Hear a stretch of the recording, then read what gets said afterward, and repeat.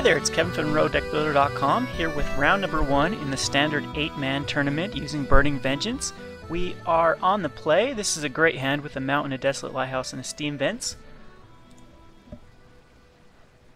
So we will go ahead and throw the steam vents down. And that's not a card I like to see because most likely red deck wins. But he didn't have a first turn play, so sometimes that's really good for us.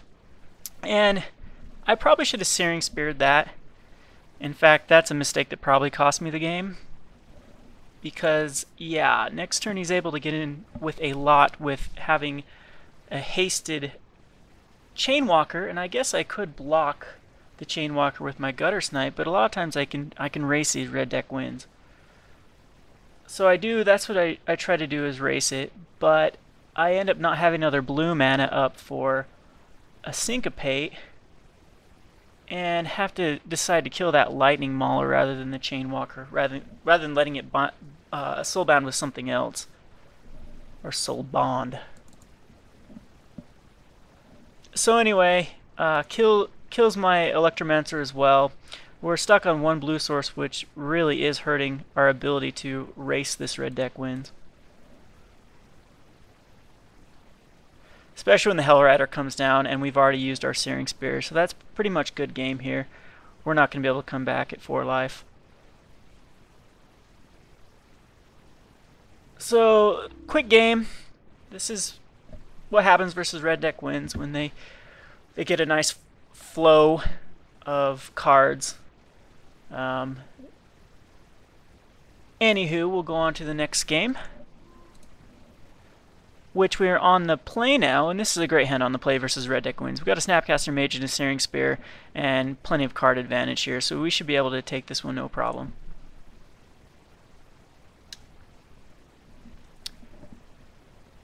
So he does start off with a Waif, which is okay, because we have plenty of action to stop that from flipping, and 1 damage a turn is not going to do it for him. And the Augur now, which it hit a negate, a Thought Scour, and a Desert Ravings, and I decided to take the Desert Ravings. In hindsight, maybe the Thought Scour is better, but any one of those is good. It's awesome when your Augur hits 1 target, let alone 3. So we're in a good position here. Again, we can block all these with our Augur Bull, so we're in no danger here. And a Rolling Tembler basically is a good game if we hit it. So I'm going to decide to do that. I'm going to try to dig for a Rolling Tembler. And I will Searing Spear Stormkirk Nurgle to keep his Waif from flipping. And throw out a Snapcaster Mage for a Thought Scour, so we're digging for the Burning Vengeance or the Tembler. That's not a card I like to see, and that's definitely not a card I like to see. Now we need to hit that Tembler really bad, because the Ash Zealot is going to stop us from flashing back anything from our graveyard here. We'll be taking 6 damage per flashback, so that's no good. So we will block the Rakdos Cackler with our Snapcaster and just end up taking 2. And we'll continue to dig for that Rolling Tembler or Burning Vengeance works here. And another Ash Zealot. So now we're in pretty bad shape unless we get something to deal with these Ash Zealots. But he is down to 1 card, so a Rolling Tembler would basically blow him out of the water. And I do top deck a Pillar Flame and able to get a Flames of the Firebrand as well. So now we can kill another Ash Zealot and the Reckless Waif. And 1 Ash Zealot's not a problem. We can easily just flash back our Rolling Tembler right now and kill whatever else he puts out.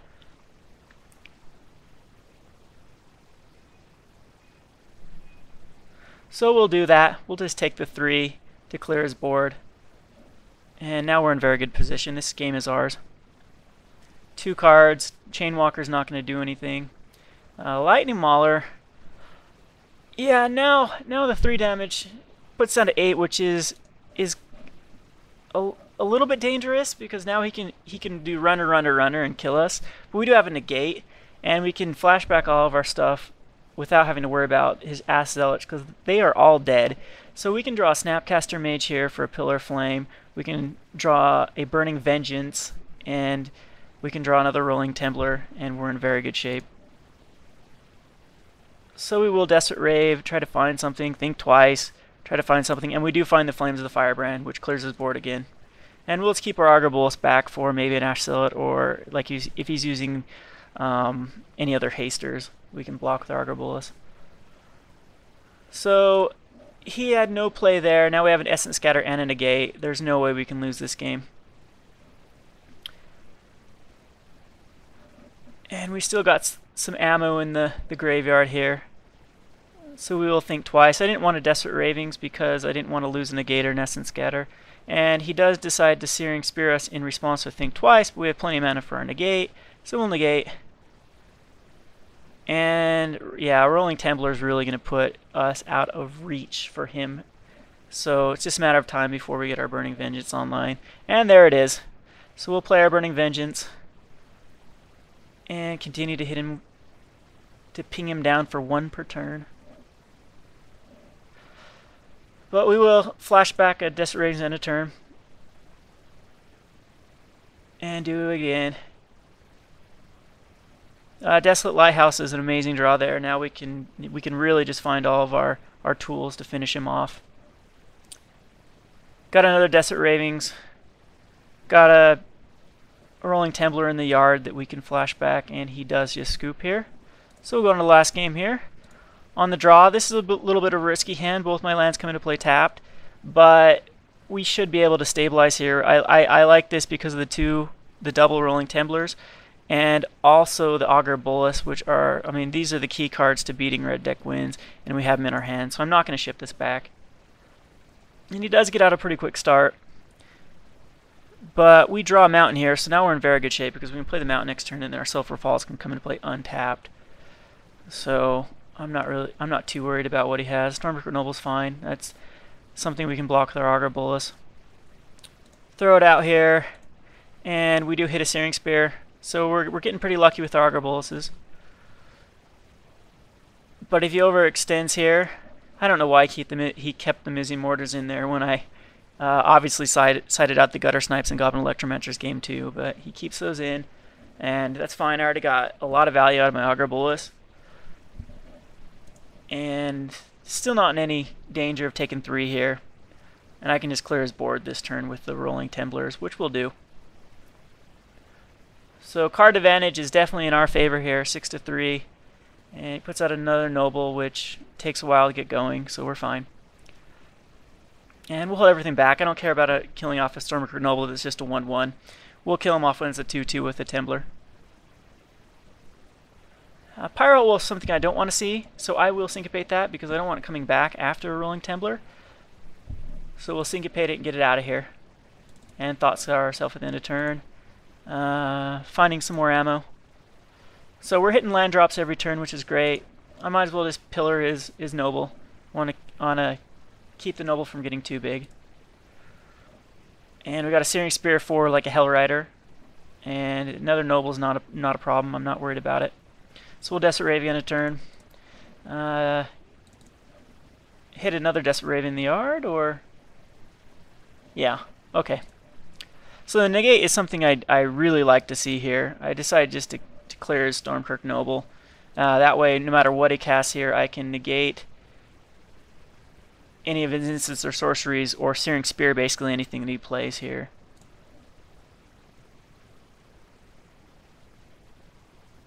And we'll Desperate Raven a turn. And Desperate Raven again, try to find something here. I'm not worried about taking 1 damage per turn from the Reckless Wave. We're just going to keep it from flipping. So again, Desperate Raving. Find a Snapcaster, which is awesome. So think twice to keep it from flipping again. And counter anything he may put out. Which we will counter that. And think twice again. Still hitting our lands every turn. We got plenty of mana here. So I want to keep that from flipping, so I might as well just Izzet Charm it. We got plenty of other counter spells for everything else. And we got Snapcaster end of turn if he doesn't play anything significant. We'll counter that. And have a Snapcaster Mage up at the end of turn. And I decided here, I think, just to hit a Thought Scour. Yeah, for card advantage. And some more ammo in my deck. So now we'll just weed them down with the Snapcaster Mages. and still have a Desperate Raving for end of turn. I don't care about a Cackler. And Flames of Firebrand, sure, we'll negate it. We'll save ourselves 2 life and keep our Snapcaster up. So end of turn, we'll place another Snapcaster for a Searing Spear and take out his Cackler. And still have a Syncopate up. I'm not going to play the Steam Vents. I'm just going to let it be maybe a Desperate Raving ammo if we hit another Desperate Raving. But we will Syncopate that Hellraider. He can be a pain in the butt. And we can Desperate Raving in a turn. And we do. We hit our Steam Vent, so it's a good thing we kept it back. And now the Flames of Firebrand, another Thought Scour. This game's ours. So, didn't like to see the Flames go in the bin there, but that's okay. Another Thought Scour and Augur Bolus.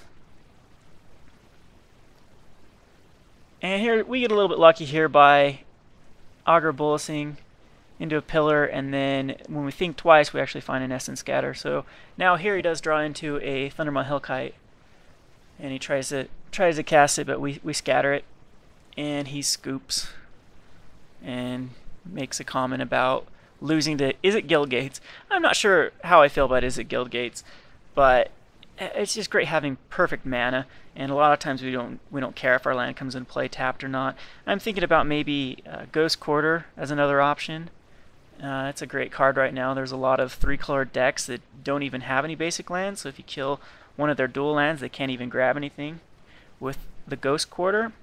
And also cards like Kessig Wolfrun or even Cavernous Souls. If we put in our counter spells, it's a kind of a, if we kill the Cavernous Souls with the Ghost Quarter, then we're free to run out our Essence Scatters and whatnot. So far I'll run the Guild Gates because there's basically nothing else that I'd rather run. I could see a argument for possibly like Evolving Wilds, but that land's going to come into play tap too, so not a big deal.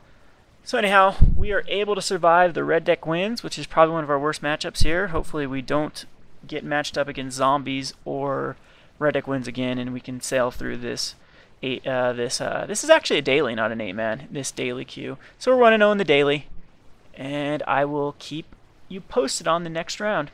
Anyway, this is Kevin from RDW.com. Thanks for watching.